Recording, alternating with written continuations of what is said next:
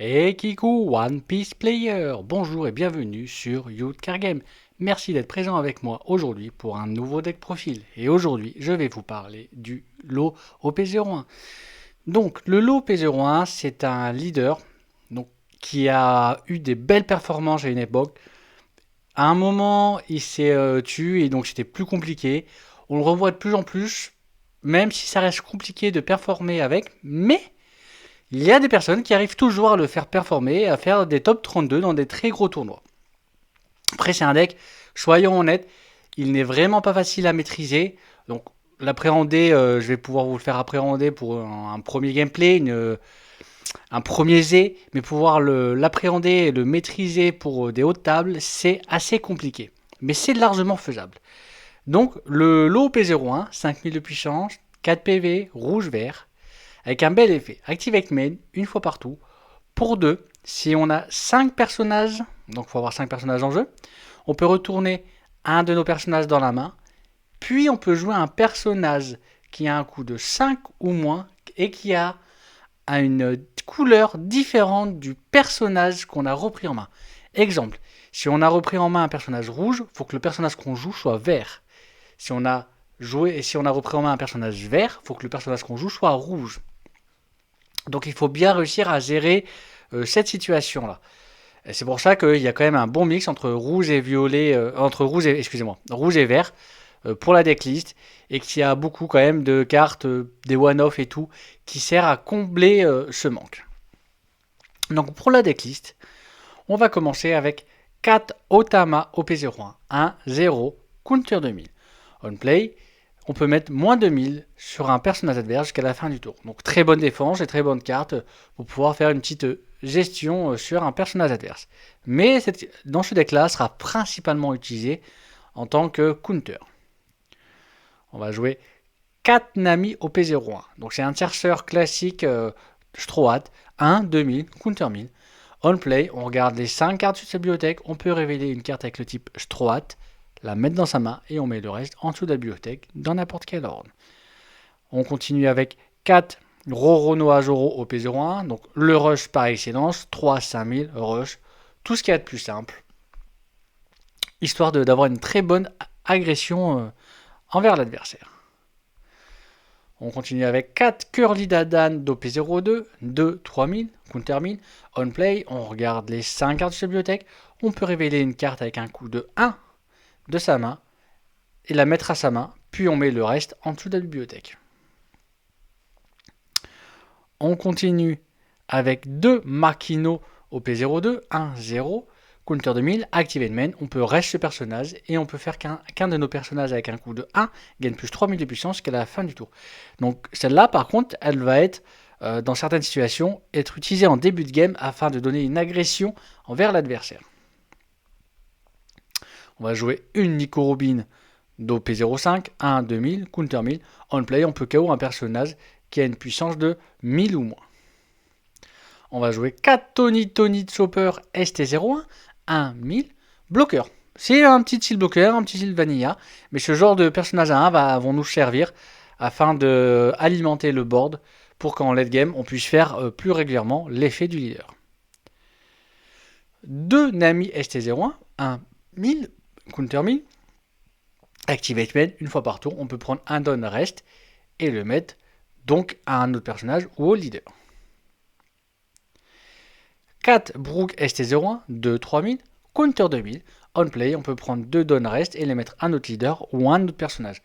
Donc très bien aussi pour flood le board, mais surtout très bonne défense avec le counter 2000. Et il peut nous servir à faire une grosse attaque et puis à faire par exemple effet du leader. On le récupère en main. Donc en fait on a mis 2 dons sur un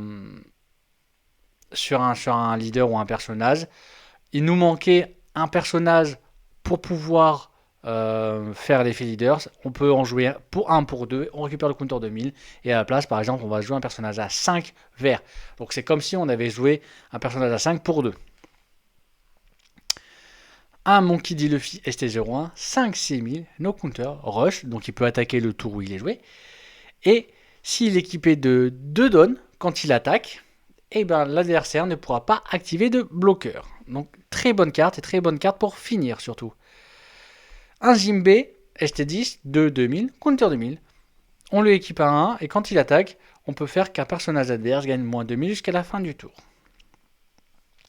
Ce genre de carte combiné avec des Otama et Nico permet de gérer des shield bloqueurs qui ont quand même qui ont des 3000 ou 2000 de puissance.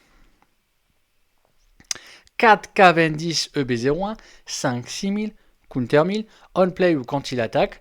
Si notre leader a le type Supernova, ce qui est le cas actuellement, on peut faire qu'on prend et qu'on n'a pas d'autres Cavendish bien évidemment, hein, on peut faire que 2 Donrest deviennent actifs. Donc très bien pour pouvoir utiliser les dons. On attaque ou on joue, ça permet de récupérer des dons, ça permet, les 2 dons permettent de faire l'effet quand même leader qui coûte 2. Donc on continue avec 4 Trafalgar OP01, 5 6000, no counter, bloqueur, donc c'est une défense quand même. En play, on peut retourner un de nos personnages en main et on peut jouer un personnage de la main qui coûte 3 ou moins. On va jouer un Eustace Captain Kid OP01. Donc cette carte-là, elle permet dans certaines situations vraiment à nous dire ok, on est dans une position délicate, ce qu'on fait, c'est qu'on va le jouer pour 8. En plus, le truc est bien, c'est que si par exemple on a une amie en jeu, on va pouvoir en mettre lui donne. Et en fait, il va nous permettre de mettre un autre body. Et peut-être que si on a déjà 3 bodies grâce à lui, on va pouvoir pour 2 faire effet leader. Et il va nous permettre de nous défendre dans certaines situations également. On va jouer un Capone Gang BB ST02, un 1000 bloqueur, un chill bloqueur vert. On va jouer 4 Bonnie ST02, un 1000, counter 1000. Activate main, on peut payer un. On la reste et on regarde les 5 cartes sur la bibliothèque. On révèle une carte avec le type Supernova. On l'ajoute à notre main et on met le reste en dessous de la bibliothèque dans n'importe quel ordre. On va jouer 4 lots ST02, 5 6000 counter 1000. On play, on peut setup un de nos personnages Supernova ou Earth Pirate de 5 ou moins actifs. Donc très bien pour refaire des attaques. Surtout que grâce par exemple au lot, on peut le jouer pour 2. Et donc pour 2, on setup un Supernova actif. Donc par exemple un Cavendish ou un Luffy. Où on lui a équipé 2 dons. Et on finit avec en x1 un Basil Hawking ST02, 5 6000. Quand on lui équipe un don, une fois par tour, pendant notre tour, si ce personnage a battle un personnage adverse, il peut set actif. Donc ce qui est bien, c'est qu'il va pouvoir attaquer une fois un personnage et une fois le leader ou deux personnages. Donc une très bonne carte également. Donc le lot. Alors c'est un deck qui va jouer combo. Le lot rouge-vert dans Green au P01, c'est un deck qui joue combo et agressif. Il faut éviter de mettre toutes ses ressources dès le début. Parce que, surtout face à un deck comme Noir qui a une très bonne gestion. Parce que, en fait, l'adversaire, ce qu'il va faire, en connaissant l'effet leader, il va juste dire ok, on va gérer les ressources adverses, ce qui est le board adverse. Et comme ça, après, il va dire il fait pas grand chose. Donc on évite ça. Déjà, le T1, le classique, le go first ou go second, en sachant que l'eau, il préfère quand même go first, avoir l'agression. C'est un combo agressif. Donc il faut attaquer, il faut commencer à mettre la pression à l'adversaire. Il ne sera pas trop mauvais go second, mais le go first vraiment lui permet d'avoir cet ascendant d'agressivité. Donc le T1 déjà, c'est les chercheurs, faut pas hésiter. On joue une amie ou une Bonnie, on fait effet Bonnie. Si on est en go second, sinon on peut juste la jouer et l'adversaire, s'il la gère, il utilise une ressource dessus, mais on fait rien d'autre. On peut jouer juste une amie. L'idéal quand même, ça serait de jouer une amie, d'aller chercher ce qu'on a besoin. Comme ça, on va arriver au T2. 3 ou Kadon. Et les 3 Kadon, l'idéal, une fois qu'on a joué une amie, c'est on joue pour un Makino. Par exemple, avec 4 dons. Ce que tu peux faire en Go First, c'est un exemple, c'est tu joues Makino pour 1, tu lui mets 3000, et en fait tu attaques à 5000 avec, et puis après tu peux attaquer, tu mets les 2 derniers dons à ton leader, et tu attaques à 7000. Tu peux faire ça. Ou alors, tu joues une Curly Dadan pour aller récupérer un de tes persos. En sachant que si tu affrontes du jaune, par exemple, les 3 persos ne vont pas être gérés à ce moment-là. Il n'y en aura qu'un seul de géré, ça sera soit Nami, soit Makino. Sauf s'il a mis un tierceur. Si l'adversaire n'a pas mis de tierceur, tu peux te permettre de faire ça et de commencer à mettre un petit board. Si l'adversaire a mis un tierceur, et il y aura, faudra éviter parce qu'à ce moment-là, ta Curly, à la rigueur, ne va peut-être pas être gérée, mais ta Nami et ta Makino sera gérée. Et face à un deck noir, il y a de fortes chances que que les 3 soient gérés. Clairement. Mais c'est une solution. En go second, ce que tu peux faire, c'est faire la même chose, sauf qu'au lieu de jouer Curly Dadan, tu joues Zoro. Et par exemple, tu fais 1, 2 et 3 attaques à 5000. 3 attaques à 5000, ça fait quand même assez mal. Après, tu peux aussi en go first juste faire 2 attaques à 2000. À 6000, excusez-moi, à 6000. Et donc, obliger l'adversaire à utiliser dès le début ses counters 2000. Ce qui est aussi largement possible. Ou alors, juste, il prend. Ensuite, on va arriver donc au T3. Donc, T3, c'est 5 ou 6 dons. 5 ou 6 dons, à ce moment-là, il faut éviter encore de trop flou le board. Mais par exemple, ce que tu peux faire, c'est jouer un lot, faire effet de lot. Tu peux récupérer ton Zoro et rejouer ton Zoro. Car le coup, c'est de récupérer une carte en main. Donc rien ne t'empêche de... Par exemple, tu attaques avec Zoro, il n'y a pas de trigger. Tu as 5 dons. Tu joues l'eau, effet de l'eau. Tu récupères ton Zoro. Tu le rejoues. Tu réattaques à Zoro. Et en fait, ton Zoro aura permis de faire 2 attaques. Plus sans compter l'attaque du leader. Bien évidemment que tu auras fait bien avant. Donc, tu as aussi cette solution-là possible. Tu peux jouer juste... alors, moi, si tu as un Luffy, je te déconseille de le jouer. Je te préfère... Je trouve que c'est mieux de le garder plutôt après. Garde-le pour le late game, pour un finishing. Par contre, en sac down, tu peux jouer par exemple le Cavendish. Rien ne t'empêche de faire un petit jouet Cavendish. Si donne, rien ne t'empêche de faire ce que tu as fait là, sauf que tu as un don en plus pour attaquer, ou tu peux jouer une Nami. Cette Nami-là, c'est bien de l'avoir. Je déconseille de la mettre trop tôt. Si t'es go second à Sidon, tu peux la mettre, la préparer pour le kid derrière. Si tu as par exemple kid et Nami, rien ne t'empêche à Sidon de la jouer un truc à 5 pour que le tour d'après tu joues kid et avec tes 8 dons et tu fais effet de Nami. Nami, tu lui mets un don, effet, tu le restes et tu joues ton perso à 3. En général, ça va être soit un Tony Tony Chopper, soit un Kangbang Gege. Et en plus là, t'as mis du body. Et t'as mis un body à 8 quand même à tes 8 dons. Donc ça va quand même beaucoup embêter l'adversaire. Ensuite, on va arriver donc au T5, au T4, donc les 7 Olidon. Donc t'as mis le kid parce que tu avais préparé avant une Nami pour faire l'effet, comme ça il va être obligé d'attaquer, ça va l'embêter. T'as préparé, toi derrière, t'as mis un Combo BG ou un Twin Chopper ou alors regarde un autre Zoro, hein, c'est possible aussi, vu que t'as le droit de jouer un 3 ou moins. Ça c'est toi qui vois. On sent que ce qui est possible aussi avec le kit, mais ce que je conseille pas, faut vraiment que l'adversaire soit pas bien, on va dire dans les mains, que tu sais qu'il va pas pouvoir te gérer facilement, c'est de mettre un kid, faire kid, effet de kid, mettre un brook, effet de brook, tu lui mets les effets. En sachant que tu peux faire kid, effet de kid, jouer Nami, effet de Nami, lui mettre un don. Ça aussi c'est possible, mais le problème si tu fais ça, c'est qu'il faut être sûr, par exemple c'est que ça veut dire que tu as préparé des shield blockers aussi avant, il faut être sûr que ton adversaire ne va pas faire genre un 15 000 sur kid, hein, parce que ça serait embêtant que le kid soit clairement géré à ce moment-là. Donc c'est pour ça qu'en général, il faut préparer d'abord la Nami pour jouer puis le kid quand t'es go second à 8 dons et à faire l'effet pour jouer un shield blocker et avec le kid, et avec Nami, mettre le don sous le kid. Et en fait, à ce moment-là où tu veux continuer à faire tes attaques, alors je sens qu'avec l'autre, tu peux te permettre de pas trop, on va dire, d'ignorer le board. Faut jamais ignorer le board, mais c'est un des decks où tu peux te permettre de plus dire attaque leader, attaque leader, attaque leader.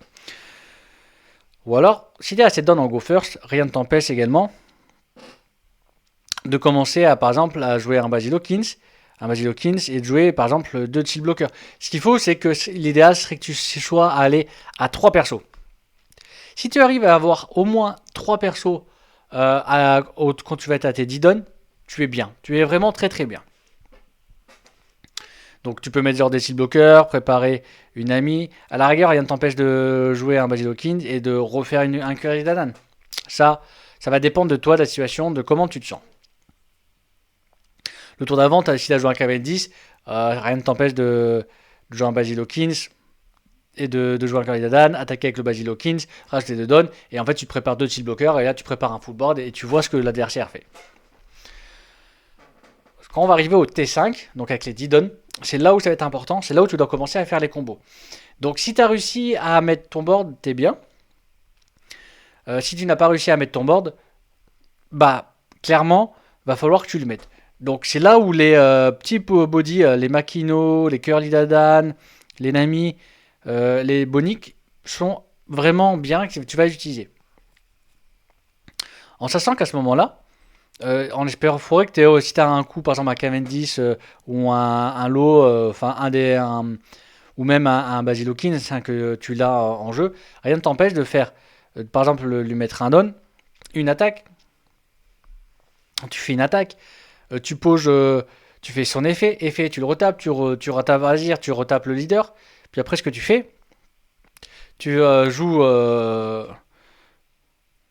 ce lot-là, et ce lot-là, effet, tu le retapes, et tu retapes une nouvelle fois le leader. Donc juste avec un perso, tu auras tapé quand même 2 fois le leader, une fois un perso. Puis après, là, il faut à ce moment-là jouer avec le lot, l'effet du leader. Pour Bounce, l'idéal, par exemple, c'est ne faut pas hésiter si tu as joué de Bounce à un Brook, par exemple. Tu bounces un Brook, effet de Brook. Donc, effet, tu récupères ton 2000 en main parce que tu l'as joué pour faire l'effet, pour le nana. Tu joues un lot, effet de lot. Tu récupères par exemple une Nami. Tu as une Nami tierceuse.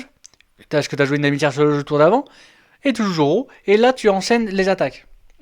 Donc, il faut vraiment penser à comment tu vas rentabiliser tes dons, comment tu vas rentabiliser ton board pour enchaîner les attaques sur l'adversaire. Donc, ça, c'est vraiment idéal. Après, pareil, si tu as par exemple une Nami, rien ne t'empêche, si tu as préparé une Nami le tour d'avant et que tu n'as pas joué le Kid, de jouer le Kid. Effet, tu lui mets un don. Effet du Kid, tu joues un truc, un Joro, une Curly Dadan, un petit truc, une Bonnie, enfin, suivant ce que tu as. Donc à ce moment-là, tu as 3 persos. Peut-être que tu avais déjà un autre perso, donc 4 persos. Et donc là, pour 2, tu vas pouvoir clairement faire l'effet, par exemple, pour récupérer ta Nami, jouer un Cavendish, ou alors peut-être récupérer ta Bonnie pour jouer un Luffy.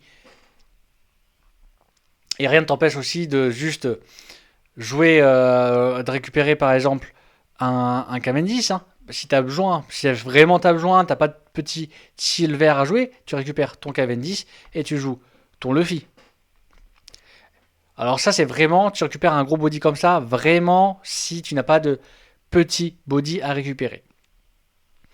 Donc là je vous ai expliqué vraiment grosso merdo les grosses lignes de play de l'eau, mais il faut savoir que pour ce type de leader là, c'est plus compliqué que ça et faudrait des vidéos beaucoup plus grandes et des sessions d'entraînement beaucoup plus grandes pour pouvoir le jouer et vous entraîner avec. Mais c'est largement faisable et c'est un deck où on peut encore performer avec, même si, je le répète, c'est très compliqué. Il faut vraiment que vous appréciez le leader énormément pour pouvoir vraiment faire de belles performances, pas juste le jouer de temps en temps comme ça. En tout cas, n'hésitez pas à me dire si vous avez joué ou affronté le leader, si vous avez aimé ou détesté ça, que je sois joué ou l'affronter. Dites-moi tout en dessous de la vidéo en commentaire. N'hésitez pas à faire un petit pouce bleu et à vous abonner, ça fait toujours plaisir. En tout cas, moi je vous remercie fortement d'avoir regardé ma vidéo et je vous souhaite une agréable journée.